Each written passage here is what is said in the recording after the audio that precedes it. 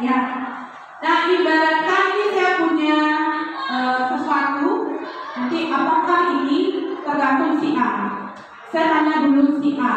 Nanti yang akan membawa ini adalah si A. Ibu Dewi, saya mau tahu apa sesuatu yang sangat berharga dalam hidup Dewi. Oh, suami. Ya, suami ya, itu sangat berharga. Oke. Anggaplah ini suami Bu Dewi genggam. Ya. Oke, mereka dibimbang semuanya. Oke. Nah, nanti tugas si B atau Bu Wida akan mencoba, entah boleh merayu, boleh membujuk, boleh mau marahin juga silakan, untuk meminta barang berharga ini. Ya, nanti Bu Dewi terserah mau buka, mau kasih, mau enggak, itu Bu Dewi yang punya keputusan. Ya, silakan Ibu Wida untuk melakukan apapun, ya asal jangan di detok aja. Oke, silakan.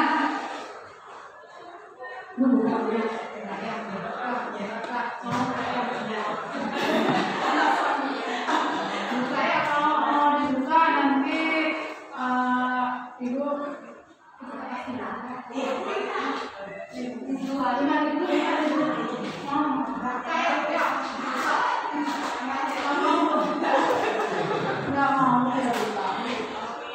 Oke, baik, terima kasih. Ya, silakan boleh duduk kembali, suaminya siapa ya. Oke, nah itu adalah perubahan paradigma. Apa yang terjadi?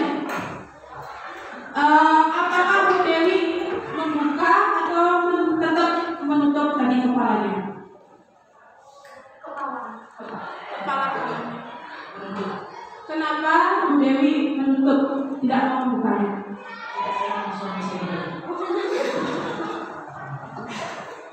Ya. Nah, jadi pertanyaannya adalah siapa yang memiliki kontrol terhadap diri kita? Ya, pertanyaannya adalah siapa yang memiliki kontrol terhadap diri kita untuk mau melakukan atau tidak melakukan sesuatu? Mungkin Pak Masra bisa memberikan komentar. Ya, tadi kan keputusan ada di diri sendiri, keputusan ada di Ibu Dewi. Dia jadi yang memiliki kontrol terhadap diri kita sendiri itu adalah kita sendiri. Ya, begitu juga dengan siswa. Nah, di sini kita diajak untuk merubah bahwa selama ini kita ada namanya ilusi kontrol. Ya, kita berilusi bahwa kita bisa memaksa murid. Ya, ilusi guru mengontrol murid. Pada dasarnya kita tidak bisa memaksa murid mengikuti kemauan kita. Ya, dan kita sudah melihat sebenarnya ya. Kemudian ilusi bahwa kritik dan membuat orang bersalah dapat menguatkan karakter. Ya, itulah paradigma kita sebelumnya, bahwa kalau saat kita mengkritik anak, memberikan saran kepada anak, kita bisa merubah karakter mereka. Tapi sebenarnya yang bisa merubah mereka adalah mereka sendiri. Kemudian ilusi bahwa semua penguatan positif, efektif, dan bermanfaat. Jadi penguatan, nasihat-nasihat yang kita berikan itu efektif. Ya, kemudian yang terakhir ilusi orang dewasa memiliki hak untuk memaksa. Ya, kita beranggapan bahwa kita bisa berhak memaksa orang lain. Di sini berhak memaksa murid. Ya, itulah paradigma dan kita diminta untuk merubah. Oke, lanjut.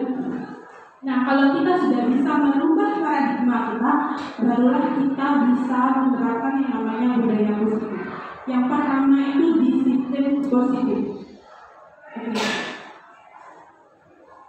Nah, apa itu disiplin? Oke. Disiplin itu berasal dari bahasa Latin yaitu disiplina. Itu artinya belajar.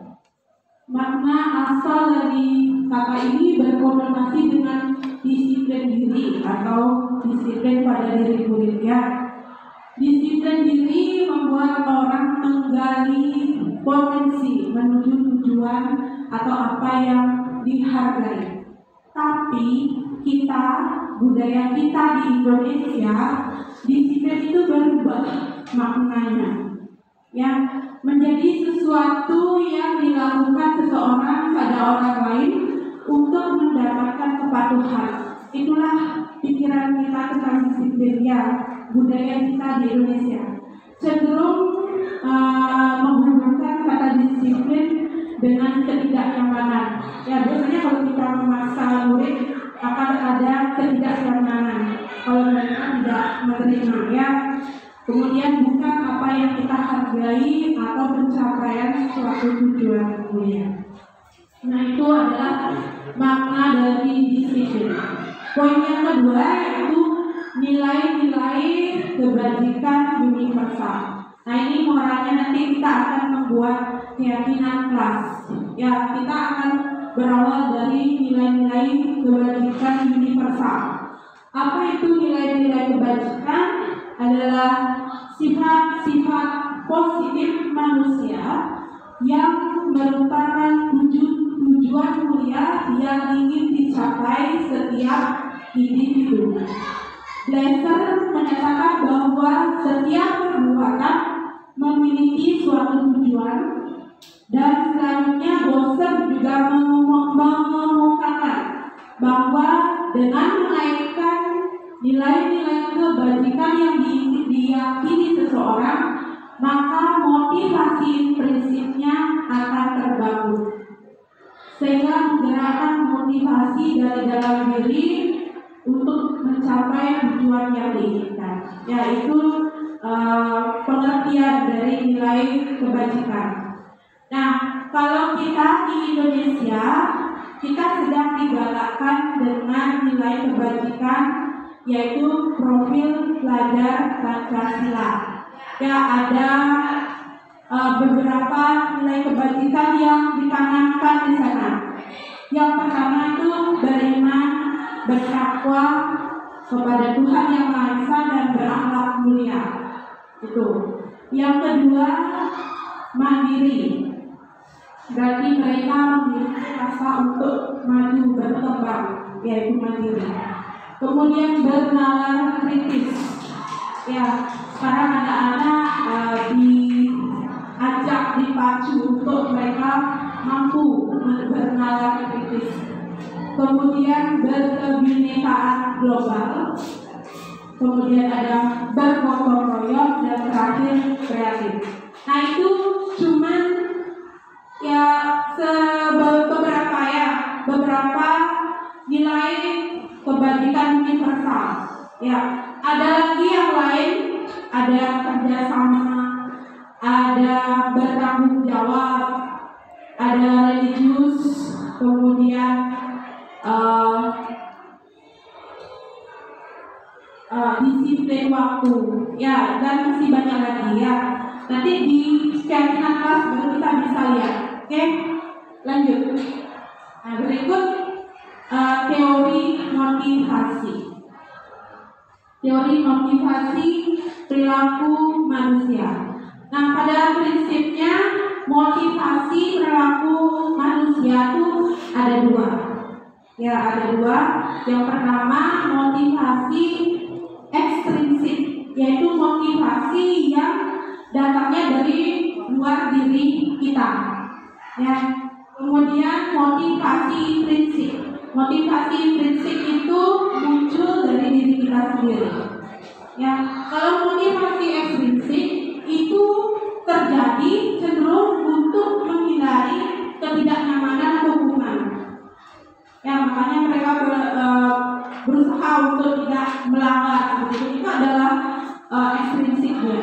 Kemudian untuk mendapatkan imbalan. Berarti selama ini saya mengalami, ya, saya mau memberikan nilai biar dapat nilai plus.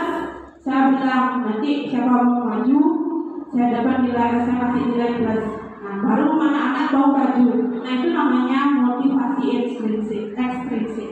Dari kita yang memotivasi, bukan anak itu sendiri yang ingin maju ke depan. Kemudian untuk motivasi intrinsik, yaitu datang dari diri murid itu sendiri atau diri orang itu sendiri untuk menghargai dirinya sendiri. Pada umumnya akan muncul pertanyaan, saya akan menjadi orang yang seperti apa bila saya melakukan ini, misalnya. Nah, itu adalah motivasi yang muncul dari diri anak tersebut, yaitu intrinsik. Nah, kemudian berikutnya ada topik hukuman, penghargaan, dan restitusi. Oke, mungkin untuk hukuman dan penghargaan kita sudah biasa mendengar ya. Hukuman berarti ada verbal, penghargaan juga. Nah, untuk hukuman dan penghargaan itu termasuk motivasi ekstrinsik. Ya, seperti yang saya sebutkan tadi. Mau dapat nilai besar, silakan maju. Bisa kasih nilai plus. Gitu. Nah, itu namanya penghargaan. Itu datangnya dari luar. Kemudian hukuman. Mereka biar tidak dihukum, misalnya harus datang lebih awal. Gitu. Nah, berarti itu motivasi dari luar. Kemudian restitusi. Nah, restitusi ini termasuk motivasi intrinsik yang datang dari diri siswa itu sendiri. Menurut Alif Kor mengatakan bahwa penghargaan sama dengan hukuman.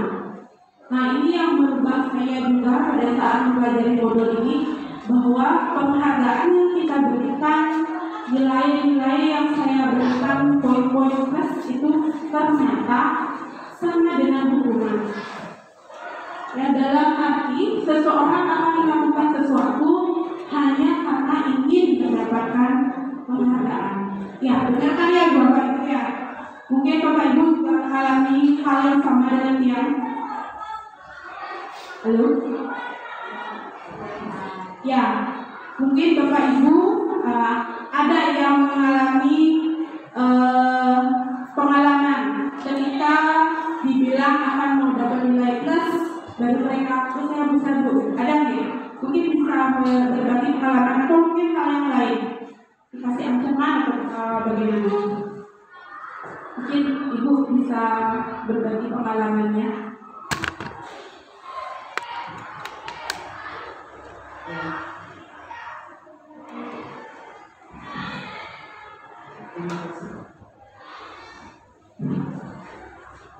Sesuai dengan apa yang saya alami, jadi setiap kali di kelas kalau mengajar memang biasa anak sudah siapa mau nilai bagus ya, kalau kita tidak berikan motivasi seperti itu pasti dia apalagi kalau kita kasih tugas tanpa adanya kasih nilai apa enggak pasti ya. Oke, semua Bu, ya saya rasa juga Bapak Ibu yang lain juga mengalami hal yang sama ya. Oke, kita lanjutkan. Nah, ini ada beberapa dampak yang terjadi ketika kita memberikan penghargaan kepada anak. Pertama, itu bisa berpengaruh jangka pendek maupun jangka panjang. Ya, yang kedua, penghargaan dapat merusak hubungan. Ya, kadang ini saya juga pernah mengalami ketika kita memberi penghargaan kepada si A, ada kecemburuan dari si B.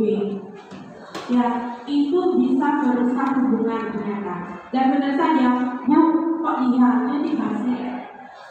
Ya, itu bisa berubah hubungan dan cara pandang mereka terhadap kita ataupun kepada orang yang diberikan penghargaan itu. Ya, mungkin kita juga mengalami hal itu. Yang kedua, penghargaan mengurangi motivasi intrinsik.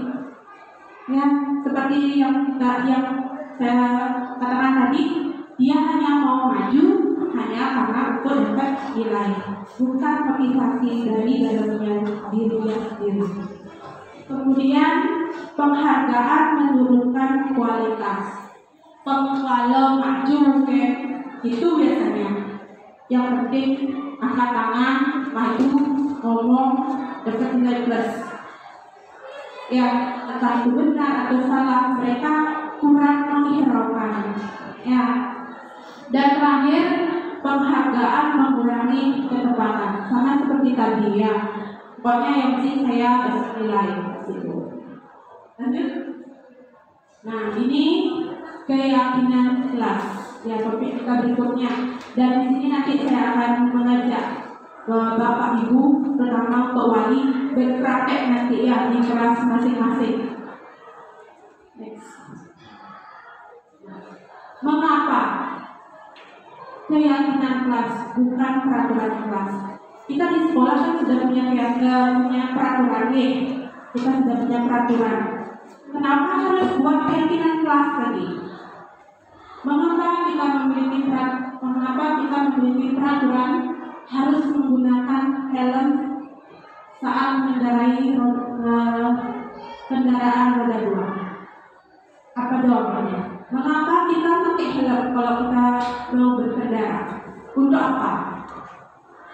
Jawabannya mungkin dari Bu Dwi.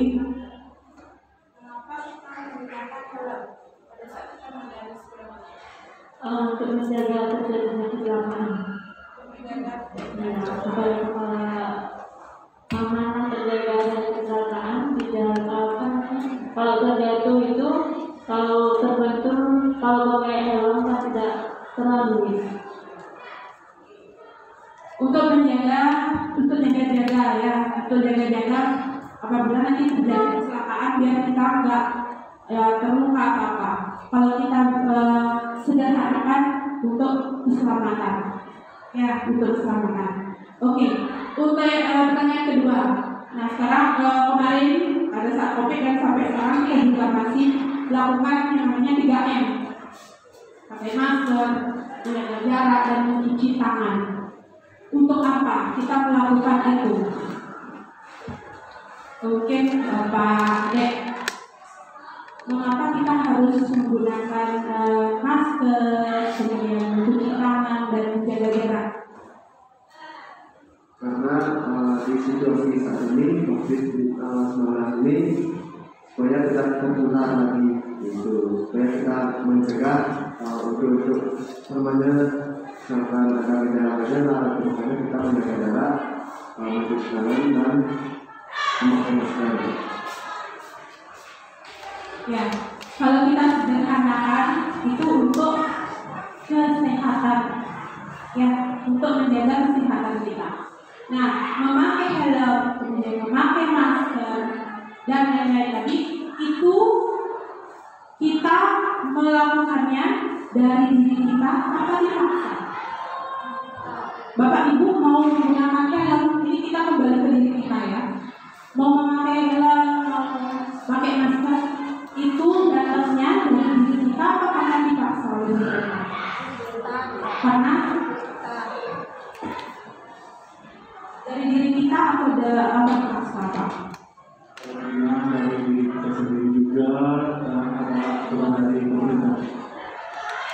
Seandainya tidak ada aturan, tapi ada COVID, Bapak takut kepalanya ya supaya ini mudah-mudahan terjadi. Takut misalnya ada kecelakaan, tetap mau tidak pakai helm, apa mau pakai helm? Pakai helm, karena kita punya motivasi dari dalam. Itulah yang namanya keyakinan, ya, kesehatan, kemudian keselamatan, itu namanya keyakinan yang datang dari diri kita sendiri. Nah, itulah yang kita harapkan dari murid kita dengan membentuk keyakinan keras. Ya. Nah, ini jawabannya ya dari pertanyaan tadi. Itu kemungkinan jawabannya ya untuk keselamatan dan untuk kesehatan. Kesehatan dan keselamatan tersebut merupakan keyakinan, yaitu nilai-nilai kebajikan universal yang tadi itu yang disepakati, baik dia tersurat maupun tidak tersurat.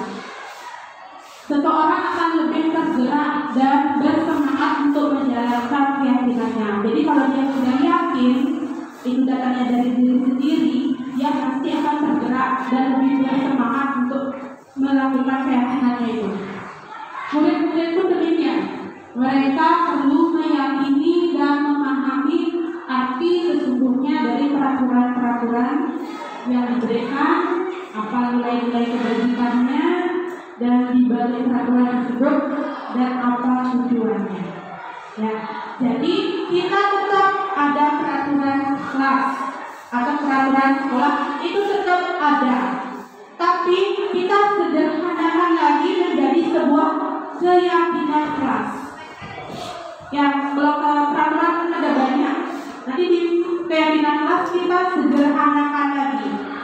Misalnya tadi menggunakan helm keselamatan, atau mungkin datang 15 menit, itu 15 menit sebelum bel, nah itu disiplin waktu misalnya. Atau sembahyang atau berdoa di awal dan di akhir pelajaran, itu kalau keyakinannya kita anak-anak lagi, yaitu religius, bisa bertakwa kepada Tuhan yang Maha Esa juga bisa. Ya, itu namanya keyakinan kelas. Nah, kalau sudah ada keyakinan kelas dan kita bisa melaksanakan itu dengan baik, maka akan timbul sebuah lingkungan positif. Ya, nah ketika sudah muncul lingkungan positif, asumara akan menjadi sebuah kebiasaan yang dinamakan budaya positif. Berarti kita sudah berbudaya, ketika kebiasaan ini bisa kita lakukan terus menerus, yang berawal dari peraturan menjadi keyakinan dan lingkungan positif akan menjadi sebuah budaya positif.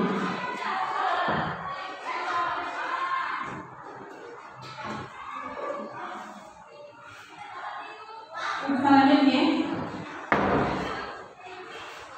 nah sekarang saya mau mengajak Bapak Ibu untuk membedakan yang mana peraturan, yang mana keyakinan. Nah, di gambar 1 ada berdoa sebelum dan sesudah pelajaran, ada 15 menit sebelum pelajaran dimulai, tidak melihat ketika guru menjelaskan, ikut aktif pelajaran, ucapan salam. Dan yang di gambar kedua, religius, disiplin, menghormati dan menghargai orang lain, semangat 5S. Menurut Bapak Ibu, gambar yang pertama atau gambar 1 itu termasuk peraturan tapi keyakinan.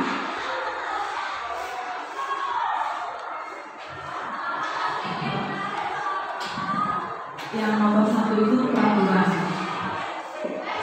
Yang nomor 1 itu peraturan, karena dia lebih global, lebih terinci ya. Sedangkan yang kedua itu keyakinan.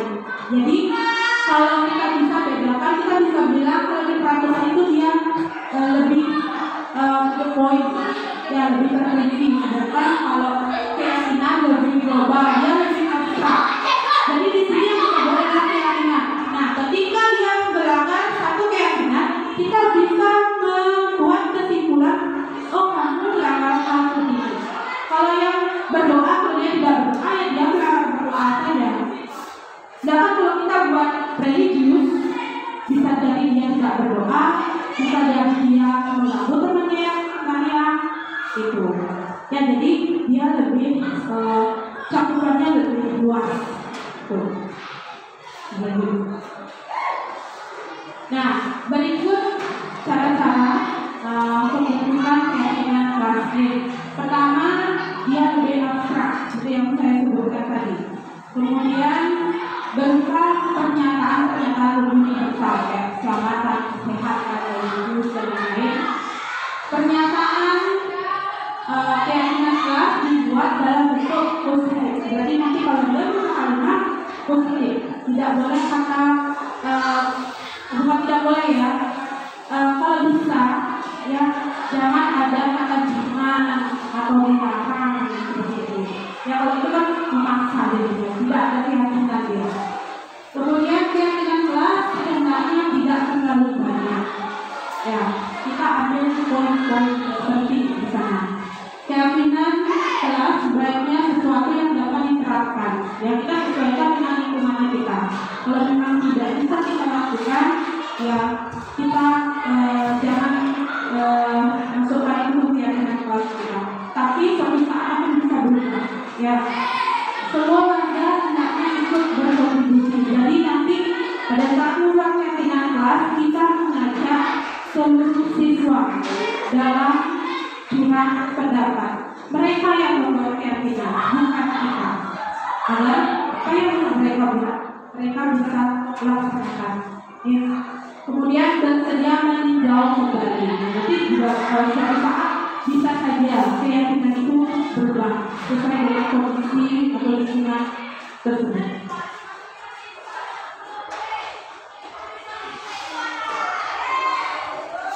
Oke. Nah ini lagi ada latihan. Itu dikasih kata-kata kalimat berupa peraturan. Kira-kira keyakinan kelasnya bagaimana jadi bahasanya? Selalu kembalikan buku ke tempatnya. Mungkin ibu bisa memberikan pendapatnya. Kira-kira keyakinannya seperti apa untuk katanya?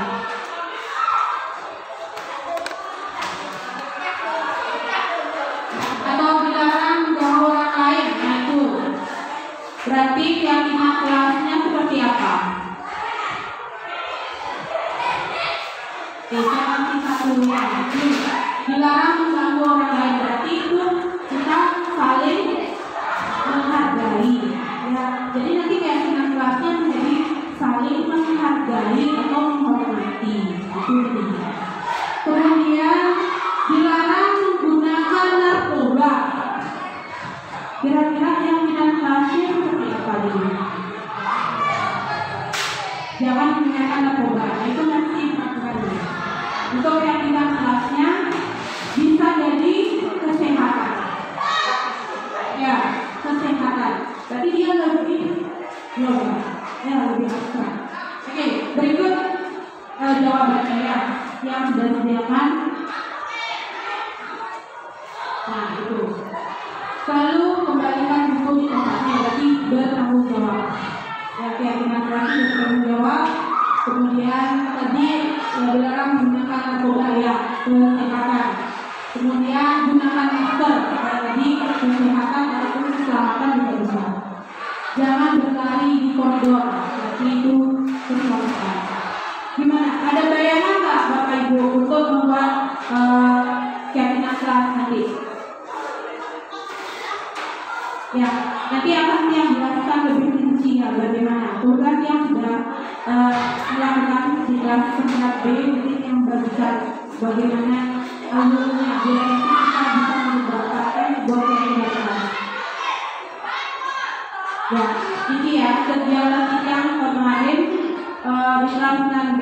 Pertama saya minta dulu anak-anak membuatkan peraturan dulu, peraturan yang mereka yakini di buku mereka masing-masing, boleh seberapapun mereka mau buat di bukunya. Nah setelah itu saya ajak mereka menuliskan ke depan. Ya, ada yang menuliskan di hadir 15 menit, kemudian tidak mengganggu teman, tidak menyela, katanya lagi. Ya, nah ketika sudah terkumpul, ya yang paling pojok itu masih berupa peraturan. Kemudian yang kategorikan, mungkin yang masuk ke religius yang mana, yang masuk ke menghormati orang lain yang mana, yang masuk ke bertanggung jawab yang mana, gitu. Ya. Berikut adalah hasil akhirnya ini yang dapat 5 keyakinan kelas. Yang pertama disiplin waktu. Kemudian di sana ada yang membuat 15 menit sebelum bel pelajaran. Kemudian ketika bel habis istirahat semua sudah di kelas, itu yang kita lakukan. Bisa buat disiplin waktu. Kemudian tanggung jawab. Kemudian mereka membuat tiket. Ya, tiket datang lebih awal gitu. Jadi mereka bertanggung jawab dengan kelas yang mereka dapat. Bersemangat, nah aktif dalam pembelajaran itu yang mereka buat. Kemudian senyum, salam kata sopan santun, memberikan salam ketika bertemu guru, ketika ada tamu, masuk kelas. Itu yang mereka tulis kemarin. Dan saling menghargai dan menghormati. Mereka membuatnya kalau nggak salah tidak boleh menyela pembicaraan orang gitu. Maka saya buatkan kelasnya menjadi menghargai dan menghormati orang lain. Ya mungkin untuk Bapak Ibu guru khususnya untuk para wali yang bisa minta Bapak Ibu untuk melakukan hal yang sama, yaitu membuat keyakinan keras. Berikutnya adalah topik 5 kebutuhan dasar manusia. Nah, pada dasarnya kebutuhan manusia itu ada 5. Yang pertama itu bertahan hidup, kemudian kebutuhan akan kasih sayang dan rasa diterima, kebutuhan penguasaan, kebutuhan kebebasan, dan yang terakhir kebutuhan akan kesenangan. Kita lihat satu-satu. Kebutuhan bertahan hidup. Nah ini sifatnya adalah fisiologis.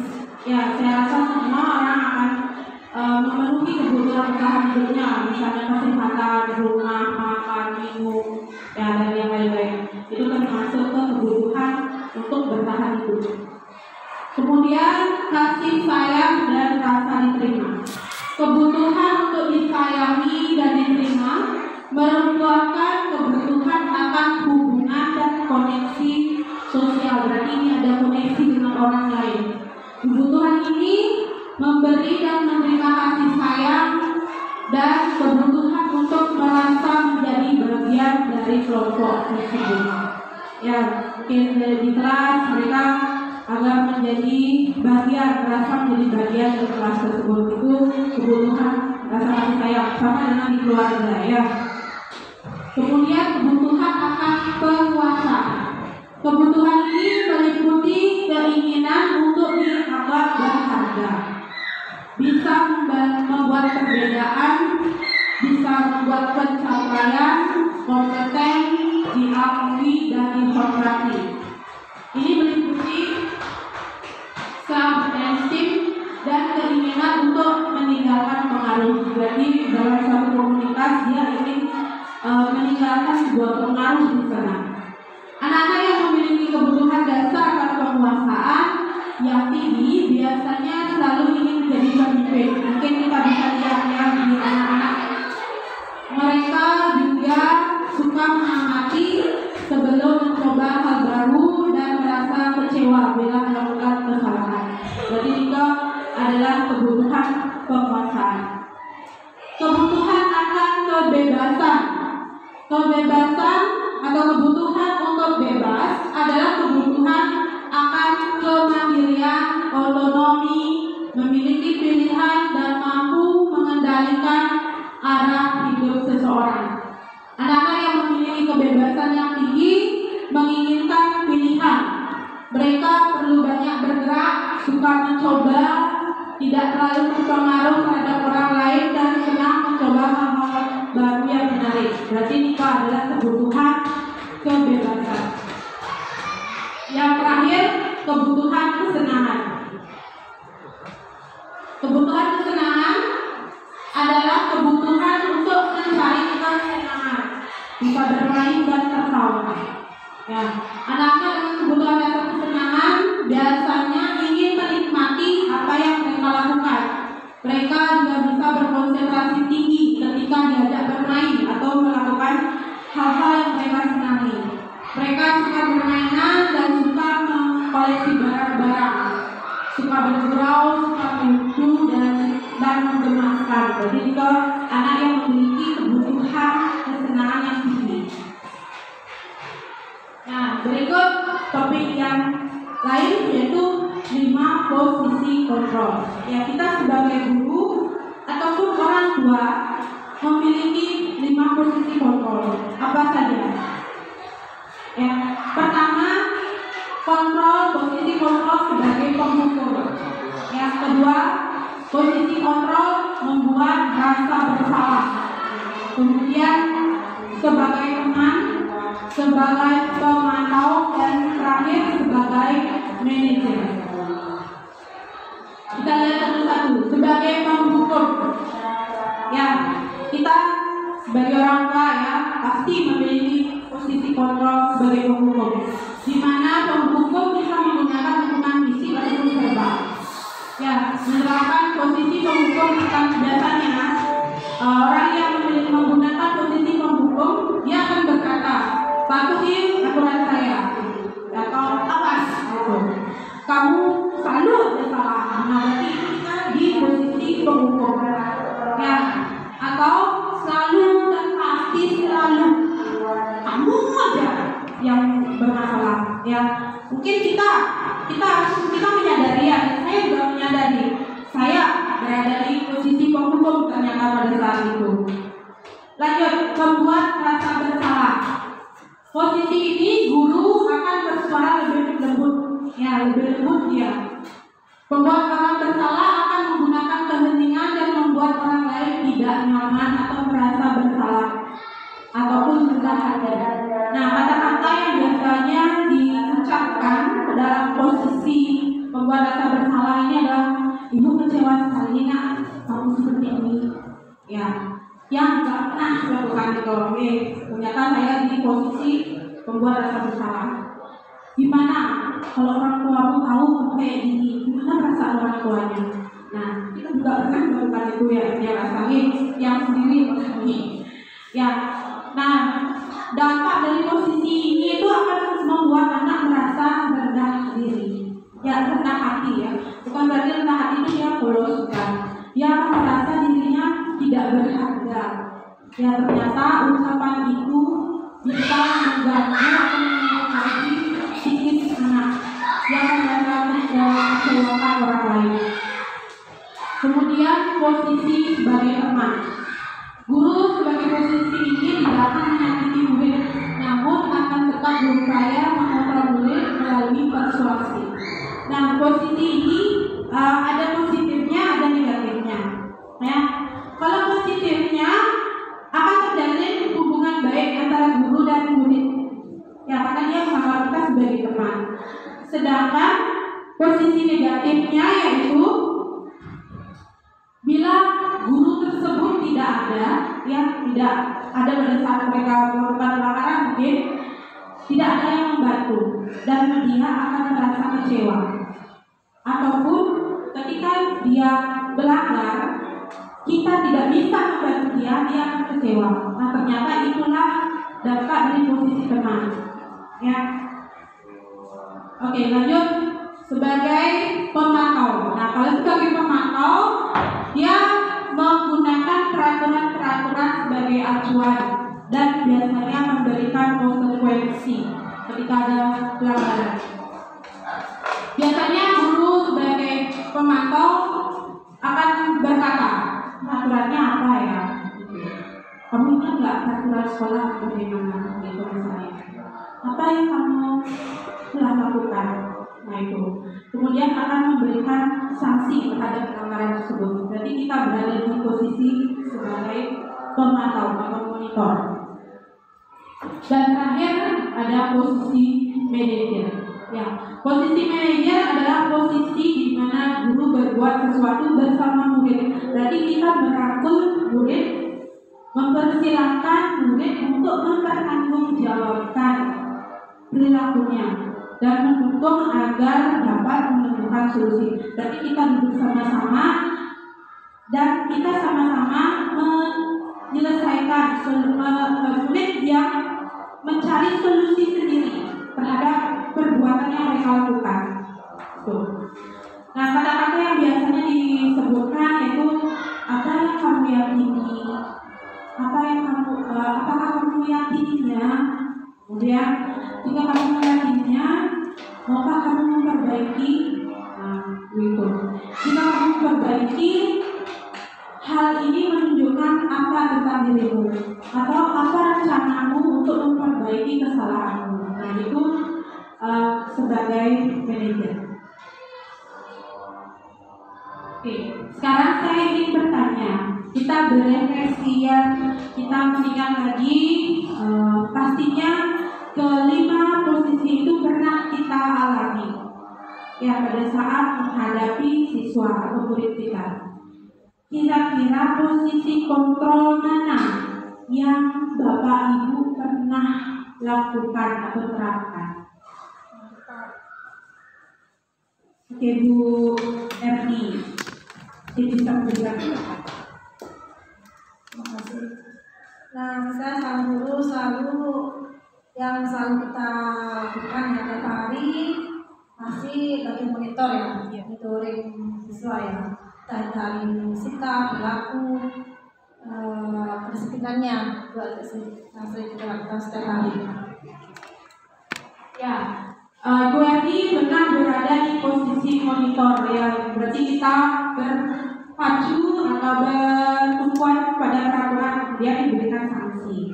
Mungkin ada yang pernah berada di posisi manajer. Apa yang Bapak Ibu lakukan pada saat itu? Mungkin ada yang pernah. Oke, Bu Opo mungkin.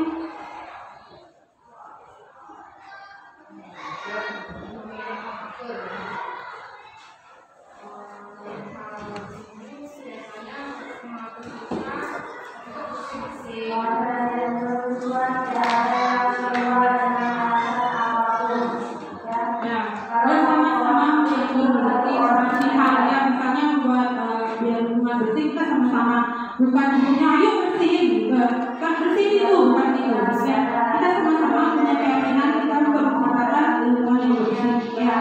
Oke, baik kita lanjut.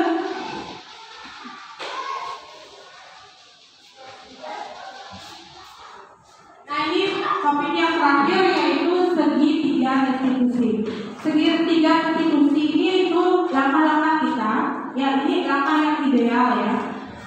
Ketika kita menghadapi anak yang melakukan sebuah pelanggaran, itu ada tahapan-tahapannya.